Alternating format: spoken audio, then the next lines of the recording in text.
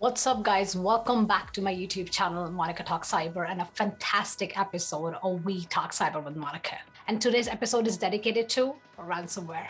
If you wish to hack your career, grow personally, and learn about tech, cybersecurity, and leadership, then hit the subscribe button right away. This is Monica Talk Cyber.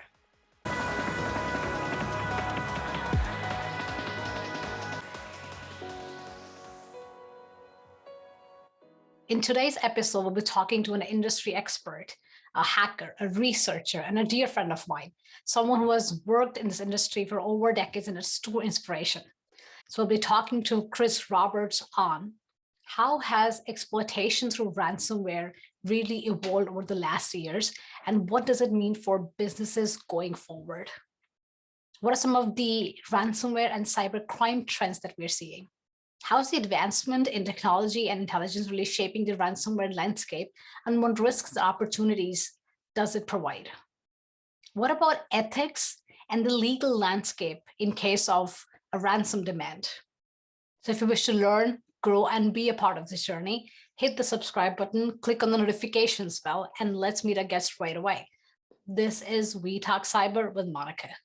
Hi, Chris. Welcome to the show. Hi, thank you very, very much for having me back on again. Much appreciated.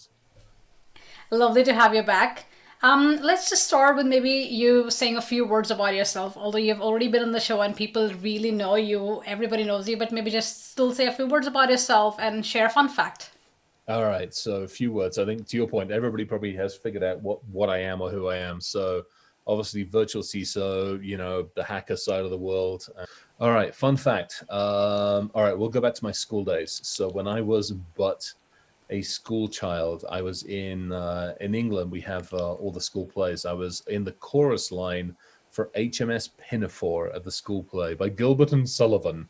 So yeah, you can imagine me as a young brat of a kid in the chorus line singing. It's a scary proposition. Oh my God, that sounds fantastic, Chris. Lovely, lovely, lovely. Scary, very scary. Welcome to the show again, and let's hop right into the conversations. I mean, we have seen already ransomware as one of the biggest and most used cyber attack forms and malwares in the last decade. Basically, Yeah. it has skyrocketed, and if you look just the last years, it has grown massively for all sectors, no matter which, whether you're health or finance or retail or whatever, and for all different kind of organizations, whether it's small mid-sized companies or large enterprises and corporations. What are some of the other trends that you've seen with regards to ransomware attacks?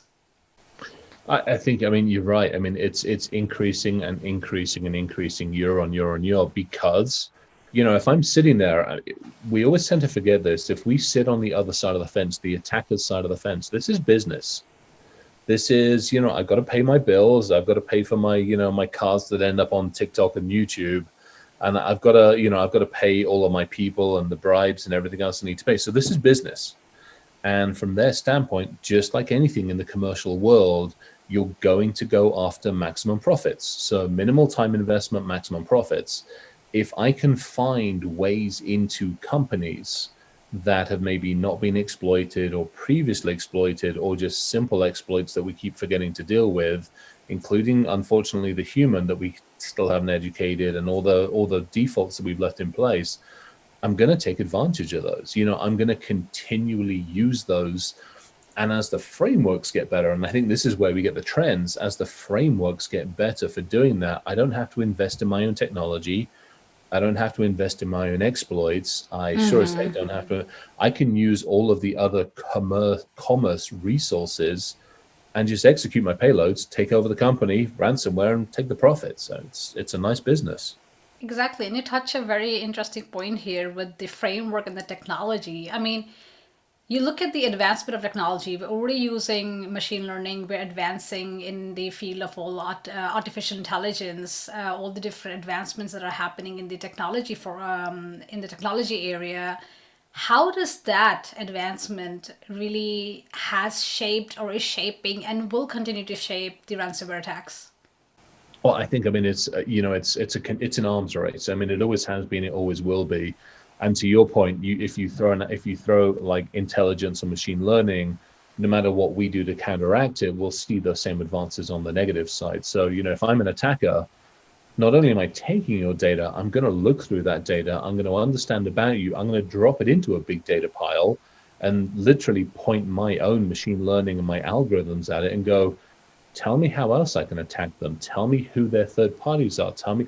I'm using that data in exactly the same way we do in the legitimate side of the world. Understand my advert, to understand who I'm attacking, to understand what their dependencies are, to understand how to manipulate them and all of their dependencies down the chain. And so you'll see that adversarial machine learning also come. I mean, we'll touch on that one in a minute. That's a huge other set of the world. Yeah. I think we can go on. We can talk about machine learning probably an entire episode. It's like a whole interesting field by itself, and the things that are happening there. I mean, the point really is that when the technology advances, the benefits that are there that it brings along with it, then obviously they're used or abused and misused by the attackers to do what they want to do, which is attack and as you say, profit. What are some of the attack vectors in terms of ransomware? The cyber criminals that have been using it to execute ransomware? What kind of attack vectors are they using? So, I mean, we're still seeing a huge influx of the business attacks, of the business email attacks, the acronyms they use. But at the end of the day, it is an adversary sending an email into a machine and then somebody, unfortunately, executing something off of it, compromising, clicking something, whatever it might be. So there's a ton of those. I mean, it's still one of the easiest and simplest, fastest, quickest, and to some degree, most automated attacks out there. Because again, our data is already out there on the commercial side of the world. At least in the US, there's 4 or 5 different commercial applications. There's White Pages 411, there's LinkedIn, there's all of these other technologies that have captured all of our email addresses and all of our corporate emails, and the adversaries have done exactly the same. They've harvested from those and others. So they have all of our business emails and business telephone numbers. So let's just drive a bus straight through the business email compromise, number one. We're seeing a huge amount in the third party side of the world. I mean, this is one of Gabrielle and I were talking about this the other day, again, about doing another one of these types of discussions on how do we raise awareness in our third parties and our supply chain. So again, my front door and my back door might actually be pretty well secured, but that doesn't necessarily mean that my vendors and suppliers are. That doesn't mean my trusted parties are looked after. So huge amount of attacks coming in that way. The very human that at one point in time that we were like, oh, machines will replace them. The very human that we don't educate, that sits in the chair, that is our most valuable asset, is unfortunately still the one that's still being taken advantage of all too often. And that's very interesting. I mean, we have seen these supply chain attacks that have also increased over the last years. We have seen Cloud Hopper, we have seen Wipro being attacked, we have seen Cognizant being attacked, and there's obviously a lot of benefit in attacking these service providers, because if you get a foothold there, it's probably easy to traverse to their customers' networks and so on. Do you believe and do you see it happening, and the likelihood of that this complexity that the supply chains now bring with themselves, and and how they span globally, that when a service provider is ransomware, it could be very much likely that it's just ransomwares in the customers' networks as well. And how would be the impact of that on the entire supply chain then?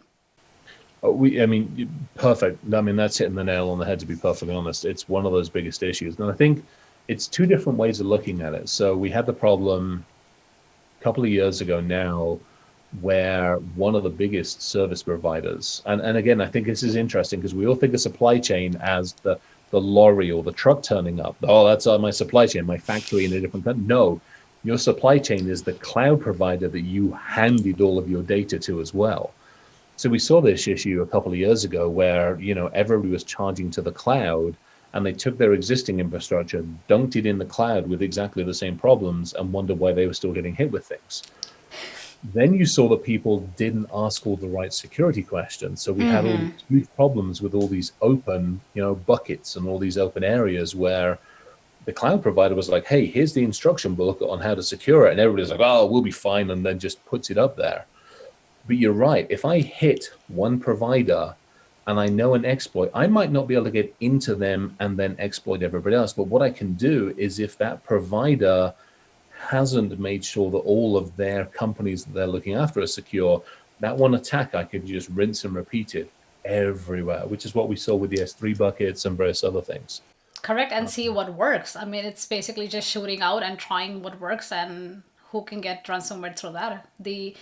Because that brings me to the other point as well, that the ransomware has obviously increased massively over the last decade. But when a company gets attacked or a ransomware, the impact is obviously very high, right? Most of the times, their operations completely come to a halt, and it's difficult to come back to normal operations and so on. But what I find interesting is that the likelihood has now increased drastically, Yeah. especially because of the convergence of the IT, OT, IIoT, and cloud and everything. The attack surface is just massive, which means that the likelihood, the chance of that getting actually executed and somebody being ransomware in the entire supply chain has increased massively. So increasing the risk by a large amount of factor. How do you see that? Do you have a similar experience? What you've seen around with the work that you've been doing and so on?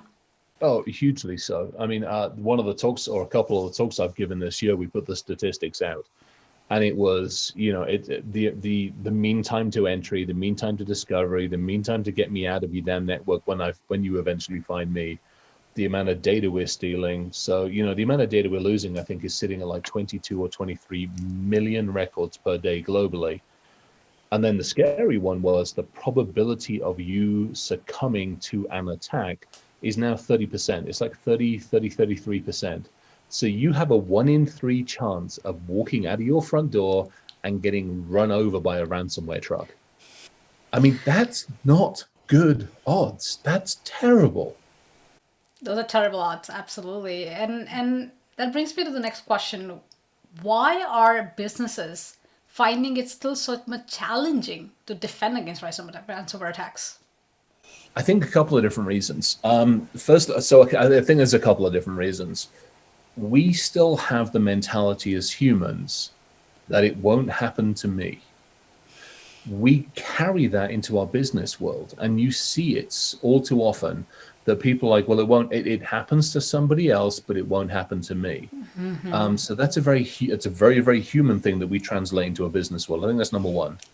I think number two is, as a technology person, we have not done a very good job of coming to the table with the business and helping them understand in a business risk way. We've been really good at walking and going, we need another firewall because blah, blah, blah, blah, blah, or we need another blah, blah, blah, blah, and 6 acronyms come out of my mouth, at which point the CEO's like,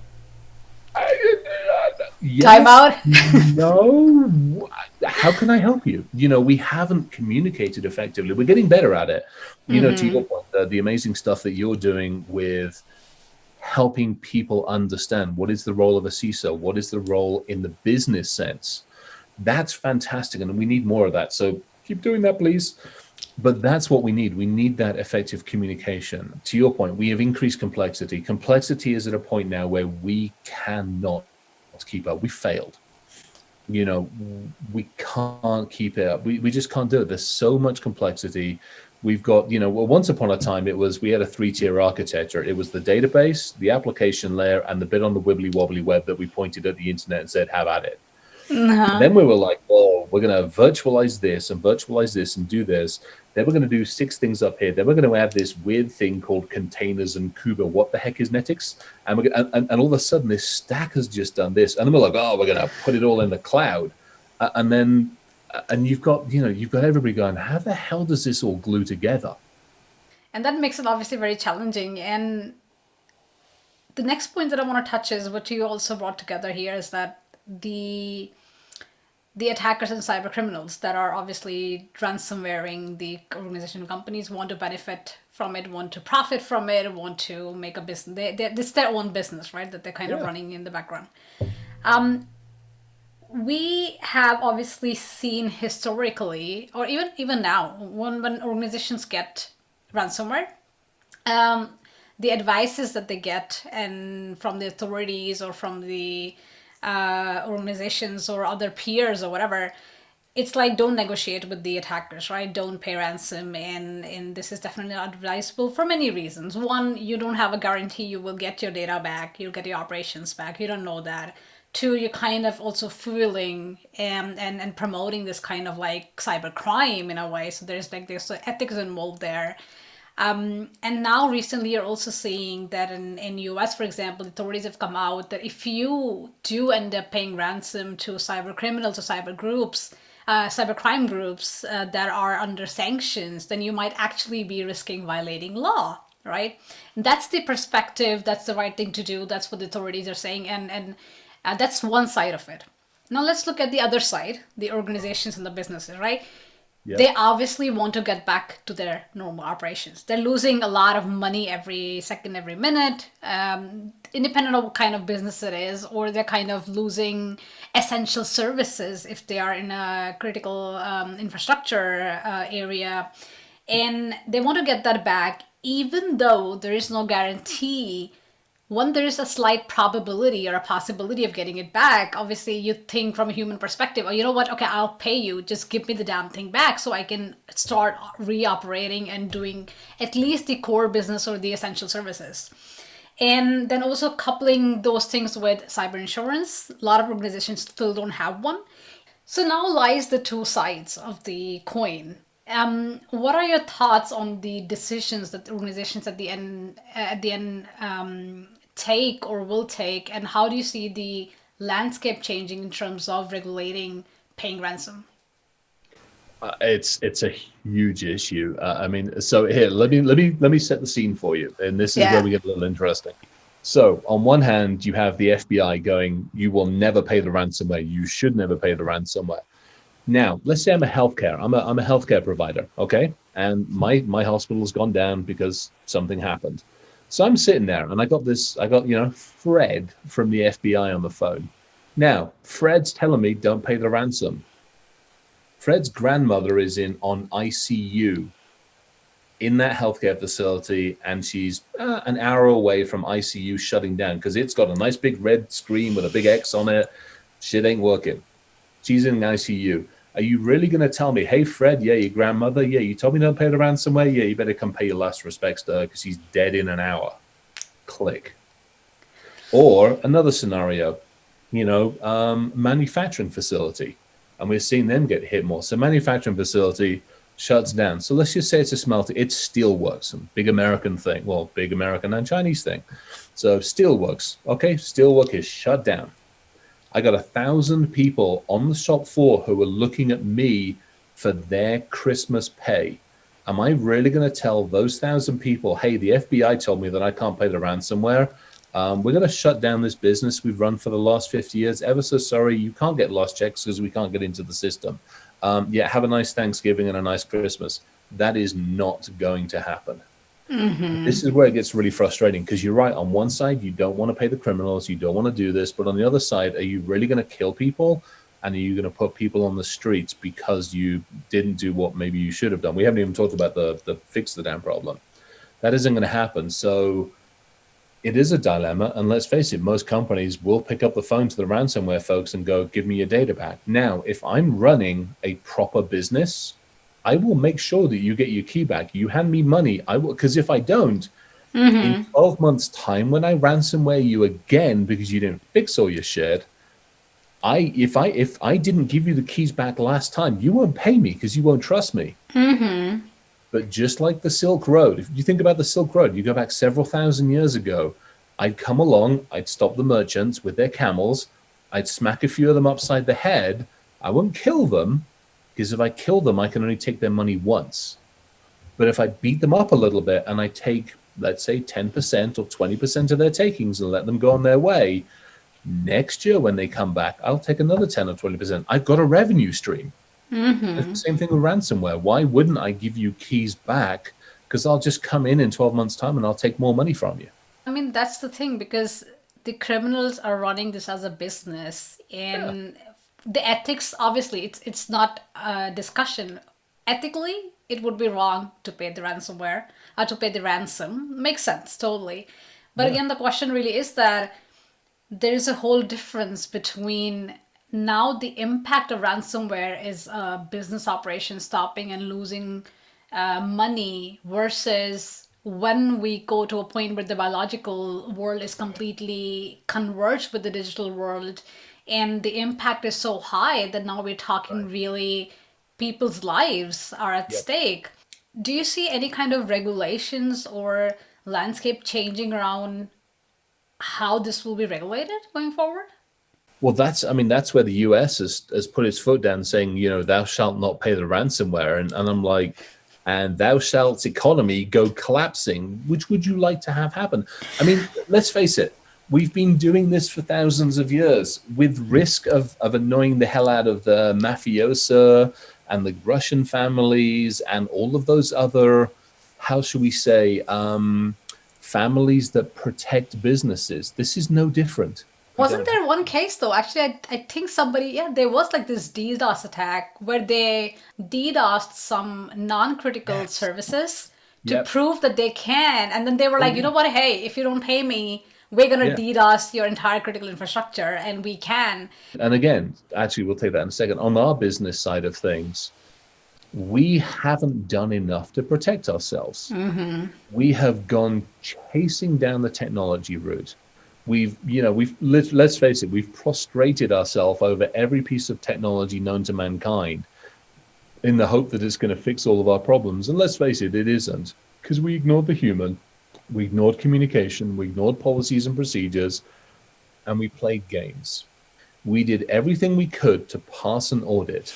And it's simple. Now we pay the price. I mean, there are obviously the human aspect of it and there's the technical aspect of it. Yeah. But if you think about ransomware specifically, I feel Mhm. like that's one of the malwares and attacks where even the technical part, the businesses have not, they don't have it under control. I mean, how many organizations actually do proper offline backups? How regularly? I mean, it's not that, I mean, at the very least, if you get ransomware, I have not heard anyone is saying, you know what, hey, wait, we do have a backup of our critical services, which we can bring back.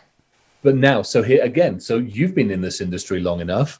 You remember, oh, it's backup day. You pull the tape off the wall, you put it in there, you wait your 4 hours, you pull the tape off, and then Iron Mountain would turn up and you take the tapes and you'd be like, go look after these damn things for me. You lost that. Why? Well, we'll Right. put it all up in the cloud and we'll use the same password that we use here that we use in the cloud, and we'll maintain that connection because we have to have it. And the cloud will back it up for us. Absolutely.